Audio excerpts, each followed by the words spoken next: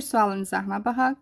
100 rəqəmli verilmiş bu ədədin kubunun 101 mislinin ona bölünməsinin, alınan qalığın tapılmasına baxaq. Necə tapırıq? Baxırıq ki, 100 rəqəmlidir. Biz bunun kubunu tapsaq, çox böyük rəqəmlər alacaq. Əslində, rəqəmlər çox böyük görünüb, sizi qorxudursa da, həlli çox sadədir. Bizə rəqəmlərin sayı o qədər də önəmli deyil. 100 rəqəm olmasın, 1000 rəqəm olsun. Baxırıq ki, sonu hansı rəqəmlə bitir? 4 ilə bitir və onun kubunu istəyir. Verilmiş bu ümumi bütöv ədədin kubunu istəyir. Sonu 4 ilə bitirsə, 4-ün kubu 64 olduğu üçün və 64-ün sonuncu rəqəmi necədir? 4-dür. Deməli, bu ədədin, bu böyük 100 rəqəmli ədədin kubunun sonuncu rəqəmi 4 ilə bitəcək. Bizə ondan önəmli əvvəlki rəqəmlər lazım deyil.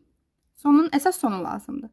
Və sonra həmin bu kubdan alınan deməli, ədədi 101-ə vururuq, 101 misli. Sizcə sonuncu rəqəm necə olacaq? Yəni, əvvəl yenə önəmli deyil. 4-ü 1-ə vururuq, 4. Sonuncu rəqəmi yenə 4 olacaq. Və bizdən nə istəyir?